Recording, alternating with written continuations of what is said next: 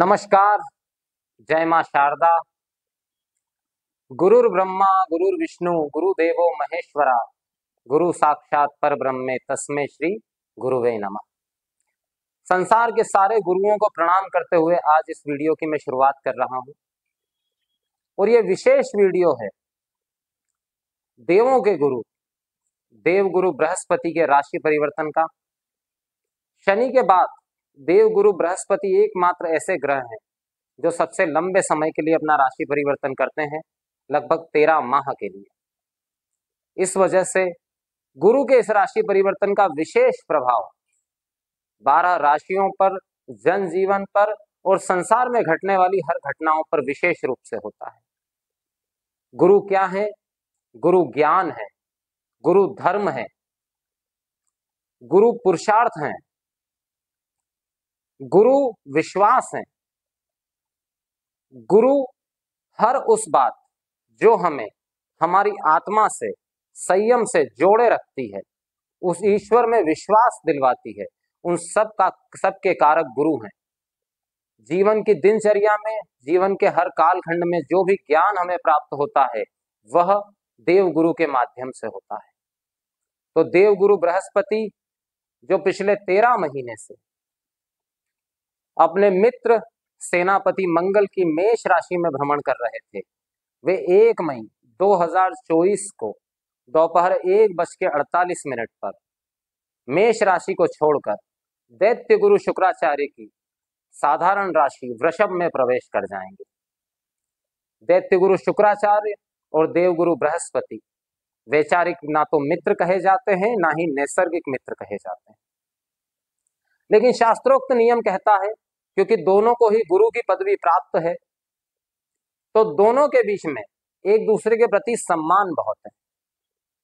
तो देव गुरु बृहस्पति मेष राशि को छोड़कर वृषभ राशि में जा रहे हैं कुल 13 महीनों के लिए। इसका 12 राशियों पर अलग अलग प्रभाव होने वाला है।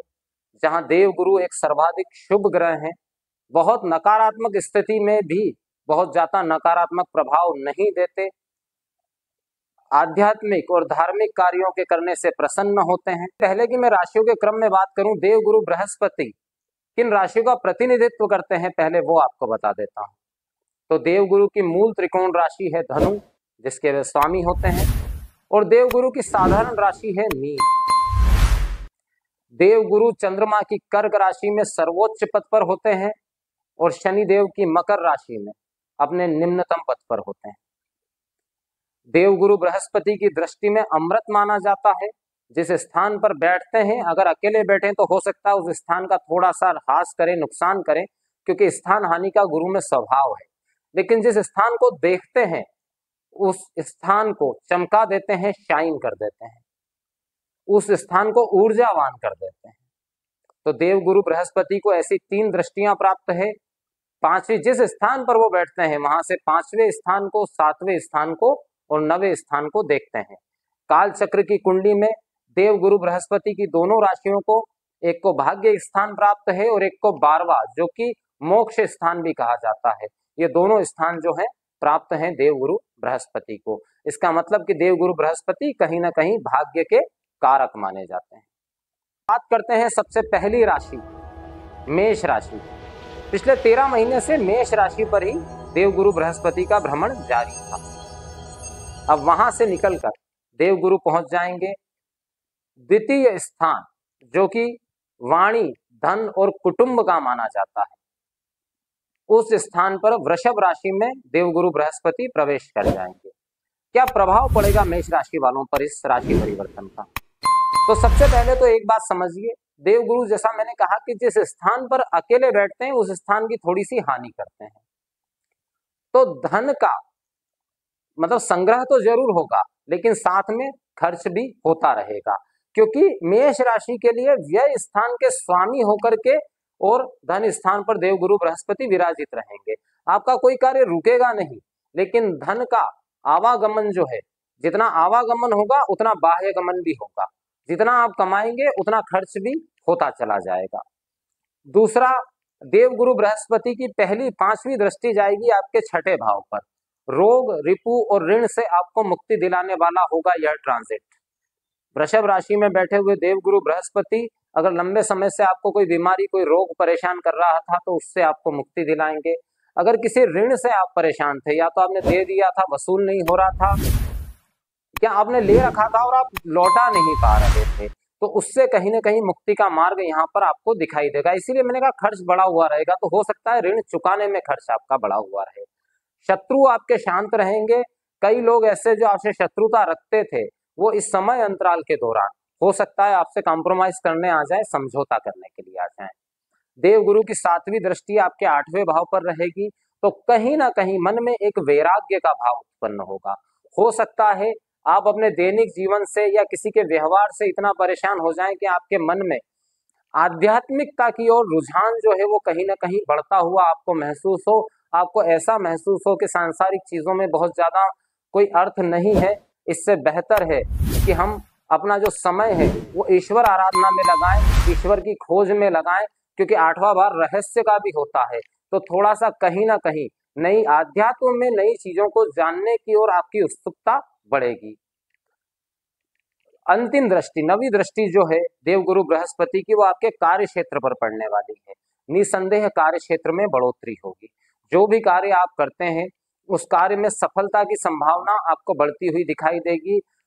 आपका एरिया बढ़ेगा, कार्य क्षेत्र आपका बढ़ेगा। शायद लोगों से, नए लोगों से भी आपका संपर्क हो, जिससे कि कार्य क्षेत्र में आपके बढ़ोतरी हो।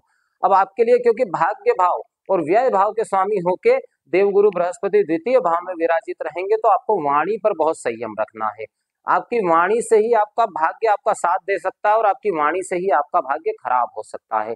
कौटुंबिक कलह भी आपकी वाणी की वजह से हो सकता है। इस मामले में सावधानी रखनी है।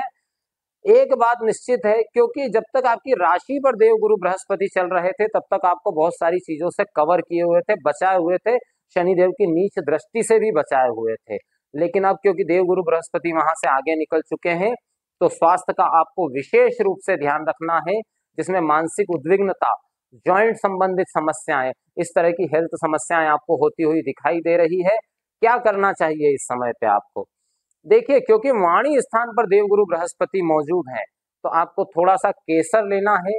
केसर को बाएं हाथ की हथेली में रखें और अपनी रिंग फिंगर से उस केसर को थोड़ा सा घोटे, मन में बोलते हुए ओम नमो भगवते वासुदेवाय नमः 1-1.5 मिनट तक ये शब्द बोलें। उसके बाद में उस केसर को अपनी जिह्वा की नोक पर और नाभि पर लगा लें। इससे आपको बहुत शांति मिलेगी। इस राशिफल का मूल उद्देश्य जो है वो गुरु की महिमा पर निर्भर है, गुरुदेव के आशीर्वाद पर निर्भर है। तो जाने से पहले मैं आपको गुरुदेव बृहस्पति के एक बीज मंत्र से आपको वाकिफ करवा देता हूं। एक बीज मंत्र है गुरुदेव का छोटा सा, जो आप किसी भी समय आप पढ़ सकते हैं। रोजाना सुबह अगर आप पढ़ते हैं देव गुरु बृहस्पति का बीज मंत्र, तो गुरु से संबंधित जो भी नकारात्मकता है उससे मुक्ति मिलती है।